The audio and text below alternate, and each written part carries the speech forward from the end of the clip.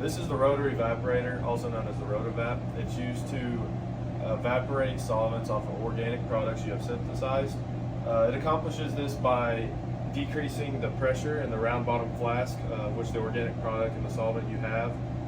It also increases the surface area of the liquid by spinning it, and it also can heat the round bottom flask if needed with a water bath.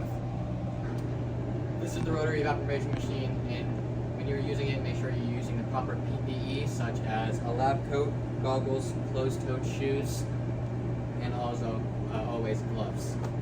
When using the rotary evaporation machine, always assume that the machine's not perfect. Some of the solvents that you'll be using will have flammable vapors, and they can escape at points here and here, such as joints. So make sure you're not using any open flames. Also, wearing goggles. Also, this hot water bath can be quite warm, so make sure you're not dipping your hands into the water when trying to retrieve your flask from there. This builds up pressure, so make sure you're constantly venting to reduce the possibility of implosion of your flask, and that would be very bad. So the first thing you want to do is make sure the chiller is on. It should always stay on, but just once again check and make sure it's on. Check that it is full of antifreeze and there are no leaks around the unit at all. And the next thing you want to do is make sure your water bath is full of DI water only. Alright, so the next thing you're going to want to do is attach the splash guard. This is going to prevent any of the solvent splashing up into the unit itself. So how you're going to want to do that is you're just going to push it up onto the unit itself and make sure you hold onto it while you attach with a green clamp, and that's good. Next thing you want to do is any adapters you might need, you're going to want to attach those to the splash guard itself. For this round bottom flask itself, we're going to use this 2440 to 1922 adapter. So what we're going to do is we're going to just push that up there on the splash guard, and we are going to use a Conte's clamp to clamp that. And then the next thing you want to do is make sure the water bath is on and set to the desired heat.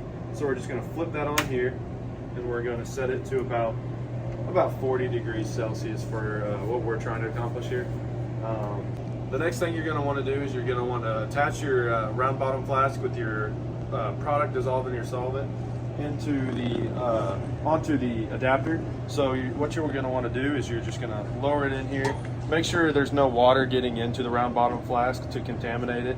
Also make sure you don't really touch the water in case it's already warm, and you're just going to slide it on like so and attach it with, make sure you're holding on to it while you attach it with a clamp, and you're good to go. The next thing you want to do is you can go ahead and power up the unit and lower it into the water bath. Not too far. Make sure the splash guard doesn't touch the water bath here itself. That could maybe hit the glass and break it, so we don't want to do that. And the next thing, you're just going to go ahead and start a slow spin. So after that, all you need to do is make sure the pump itself is on. So what you're going to do is you're going to power it on here.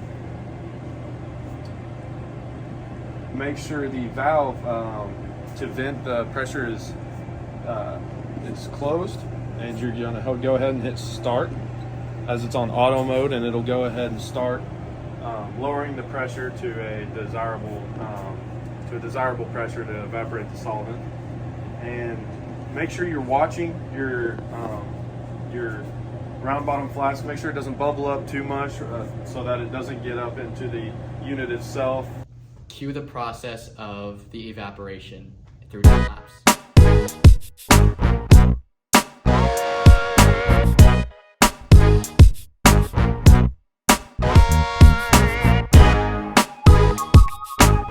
Next step you want to do is you're going to want to stop the pressurize.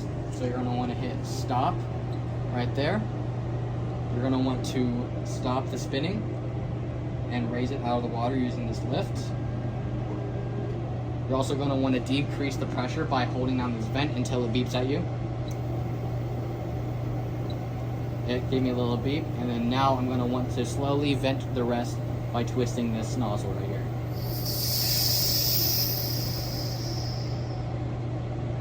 After that, you can disassemble your assembly right here by taking off your clamp. Make sure you're holding it tight so it doesn't fall into the water.